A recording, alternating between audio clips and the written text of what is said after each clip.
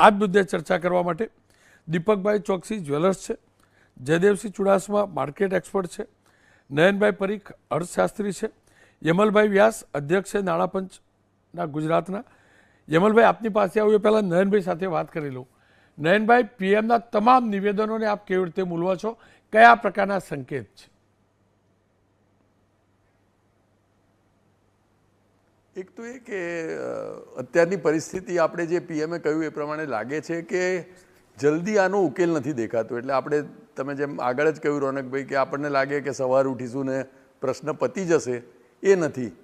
અને જે એમને સંકેત આવતા હશે એમાં એટલીસ્ટ એમનું કહેવું છે કે 1 વર્ષ સુધી આપણે આ તકલીફથી લડવાની તૈયારી રાખવાની છે. એક બીજું, એમણે 4 જે મેઇન આઇટમ આપણી ઇમ્પોર્ટની છે, 31% જે આઇટમ્સ છે બધી, 31% આપણો જે ફોરેન એક્સચેન્જનું વપરાશ છે એ પહેલો નંબર 1 જાય છે પેટ્રોલિયમ પ્રોડક્ટ્સમાં, જે એમણે કહ્યું છે કે ફ્યુઅલમાં આપણે બને ત્યાં સુધી વર્ક ફ્રોમ હોમ રાખીએ.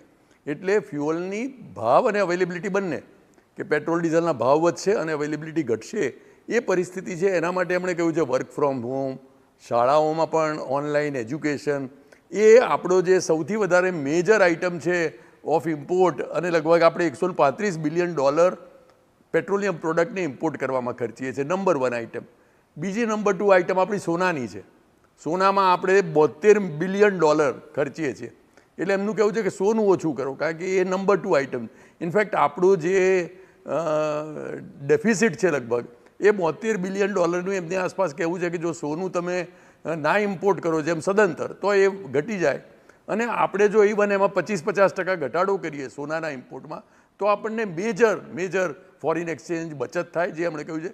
ત્રીજું, આપણે જે કરીએ છીએ એડિબલ ઓઇલ છે. એડિબલ ઓઇલ આપણે લગભગ $25 બિલિયન $20 બિલિયન આસપાસનું ઇમ્પોર્ટ કરીએ છીએ. એમનું કહ્યું છે એડિબલ ઓઇલ ઓછું કરીએ તો સ્વાસ્થ્ય પણ સુધરશે અને દેશની ઇકોનોમી પણ સુધરશે. અને એમણે પાંચમું કહ્યું છે ફર્ટિલાઇઝરનું, કે ફર્ટિલાઇઝર આપણે લગભગ $15 બિલિયન ઇમ્પોર્ટ કરીએ છીએ. આ 4 આઇટમ મળીને આપણે લગભગ 31% આપણું ઇમ્પોર્ટ બિલ આ 4 આઇટમમાં છે. અને આ 4 આઇટમ પ્રધાનમંત્રીએ આપણને એક દિશાસૂચન કર્યું છે કે આ દ્વારા તમે ઘટાડો. અને આ 4માં ફર્ટિલાઇઝરમાં, અને આ દરેકમાં ફાયદો છે. એમનું કહેવું છે પેટ્રોલ ડીઝલ તમે ઓછું કરશો તો તમે કદાચ ઇલેક્ટ્રિકલ વ્હીકલનો ઉપયોગ વધારશો, પર્યાવરણ માટે પણ સારું છે, ઇકોનોમી માટે પણ સારું છે. બીજું એમણે કહ્યું છે સોનું અત્યારે તમે પોસ્ટપોન કરો, એ આપણા ફોરેન એક્સચેન્જ બચાવવા માટે સારું છે. એમનું કહેવું છે એડિબલ ઓઇલ ઘટાડશો તો સ્વાસ્થ્ય પણ સુધરશે.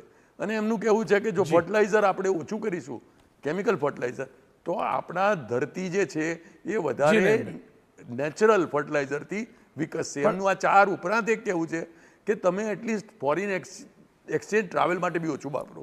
એટલે આપણે ત્યાં જે ફોરેન વેડિંગની પ્રથા છે એમનું કહેવું છે ઓછું કરો. નયનભાઈ, 4 5 એવી ચીજો છે જેમાં ખાલી ફાયદો જ નથી, આપણે સારું પણ છે. જી નયનભાઈ, ક્યાંક પેટ્રોલ ડીઝલના ભાવ વધવાના સંકેત છે?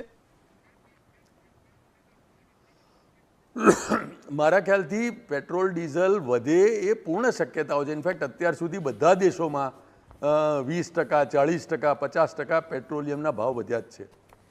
અત્યારે જે પરિસ્થિતિ લાગે છે એ પ્રમાણે બંને બાજુ આપણે કામ કરવાનું છે. એક તો આપણી ફ્યુઅલ સિક્યોરિટી માટે, જેથી આપણા લોકોના બધા ફ્યુઅલના સપ્લાય બરાબર રહે, અને એનો ભાવ વધે તો મારા ખ્યાલથી આપણને કોઈને નવાઈ એટલા માટે નહીં લાગે, કારણ કે અત્યાર સુધી જે ભાવ આપણે અંકુશમાં રાખ્યા છે એ ઘણા ખરા દેશો નથી રાખી શક્યા.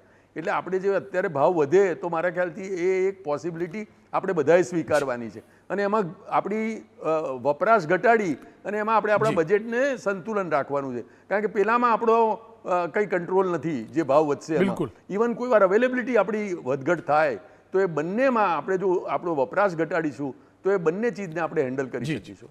નયનભાઈ, આપનો ખૂબ ખૂબ આભાર.